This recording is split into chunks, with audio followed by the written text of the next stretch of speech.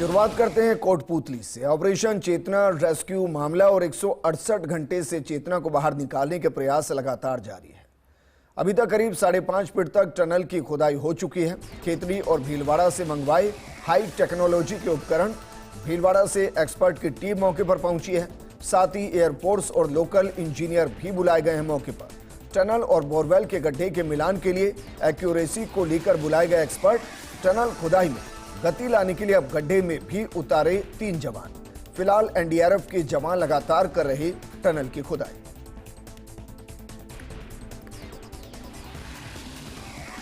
तो देखिए 168 घंटे हो चुके हैं। चेतना को बचाने की जद्दोजहद लगातार जारी है। दुआ बस इतनी कीजिए कि चेतना बची रहे, और जब बच्ची बाहर निकले तो चेहरे पर एक मुस्कान हो, और मुस्कान के साथ वहां जितने हो उनके चेहरे पर भी मुस्कुराहट ले आए, क्योंकि जो जद्दोजहद चल रही है उस सफलता के मायने तभी हैं जब चेतना सकुशल बाहर आए। हर मुमकिन कोशिश की जा रही है। हालांकि ये सच है कि इसमें और ज्यादा सक्रियता हो सकती थी, और ज्यादा तेजी से काम हो सकता था, लेकिन हम सिर्फ इतनी दुआ करेंगे कि बच्ची सुरक्षित बाहर आ जाए। 168 घंटे से चेतना को बाहर निकालने के प्रयास लगातार जारी हैं और करीब 5.5 फीट तक टनल की खुदाई हो चुकी है। रेड माइनस लगातार काम कर रहे हैं और अब 3 लोगों को सीधा अंदर उतारा जा रहा है ताकि तेजी से काम किया जा सके। दुआ करेंगे जल्द चेतना बाहर आए।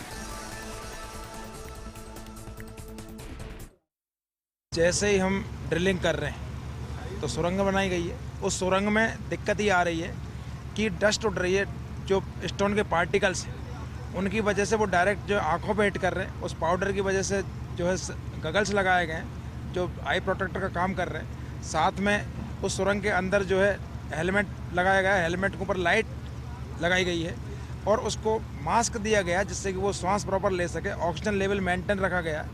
दिक्कत ये आ रही है कि जो भी डिब्रीज निकल रही है वो सब नुकीली हैं, बिल्कुल 100% उसमें स्टोन है जो भी मजबूत है, और हम एक लेयर पे चल रहे हैं इसलिए वो कम भी नहीं हो रहा है। ये सॉलिड रॉक होने की वजह से बहुत सारी परेशानियों का सामना करना पड़ रहा है, और उसकी वजह से अभी हमने 3 रेस्क्यूअर अंदर डाल रखे हैं। एक जो है चिपिंग हैमर चला रहा है, उसमें 3 टाइप के चिपिंग हैमर होते हैं, स्मॉल, लार्ज और मीडियम।